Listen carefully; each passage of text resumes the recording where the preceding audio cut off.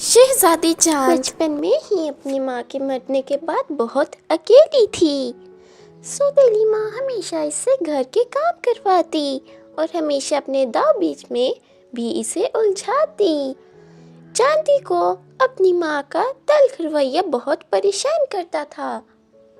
جیسے جیسے چاندی بڑی ہو رہی تھی، اس کی خوبصورتی میں بھی اضافہ ہوتا جا رہا تھا۔ اس کی بڑی وجہ چاندی کا نیچر کے قریب رہنا تھا۔ وہ ہمیشہ کام کاج سے فارغ ہو کر باغ میں چلی جاتی اور گھنٹوں وہاں بیٹھی رہتی اور قدرت کی خوبصورتی سے لطف اندوز ہوتی۔ جنگلی چوہے اور چڑیاں اس سے مانوس ہو چکے تھے۔ وہ روز شہزادی چاند کے لیے جنگلی پھل لاتے اور بدلے میں شہزادی بھی انہیں میٹھا دلیا دیتی۔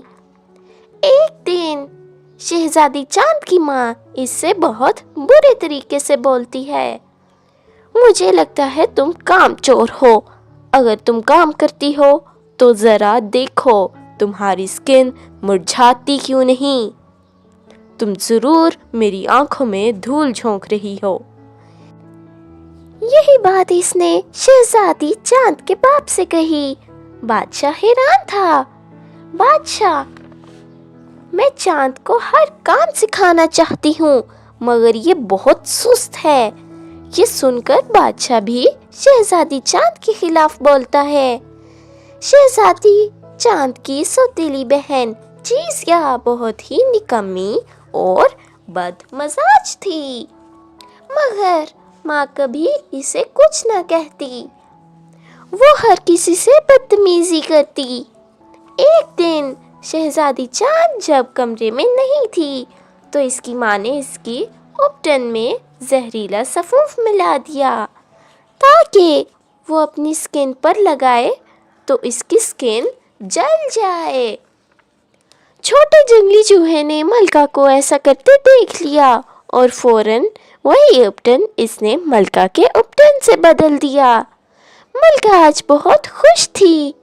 اس نے دوسرا اپٹن اپنی بیٹی چیزیا کو لگانے کا سوچا، مگر چیزیا درد اور جلن سے چیخ اٹھی۔ اپٹن اس کا چہرہ جلا چکا تھا۔ ملکہ کو اس کے کیے کی سزا ملی تھی۔ سچ ہے، جو کسی کے لیے کھائی کھودتا ہے وہ خود ہی اس میں گر جاتا ہے۔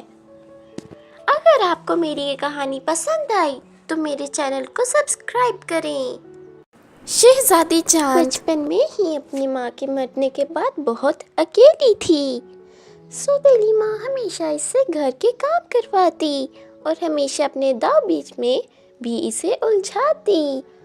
چاندی کو اپنی ماں کا تلخ رویہ بہت پریشان کرتا تھا۔ جیسے جیسے چاندی بڑی ہو رہی تھی، اس کی خوبصورتی میں بھی اضافہ ہوتا جا رہا تھا۔ اس کی بڑی وجہ چاندی کا نیچر کے قریب رہنا تھا۔ وہ ہمیشہ کام کاج سے فارغ ہو کر باغ میں چلی جاتی اور گھنٹوں وہاں بیٹھی رہتی اور قدرت کی خوبصورتی سے لطف اندوز ہوتی۔ جنگلی چوہے اور چڑیاں اس سے مانوس ہو چکے تھے۔ وہ روز شہزادی چاند کے لیے جنگلی پھل لاتے اور بدلے میں شہزادی بھی انہیں میٹھا دلیا دیتی۔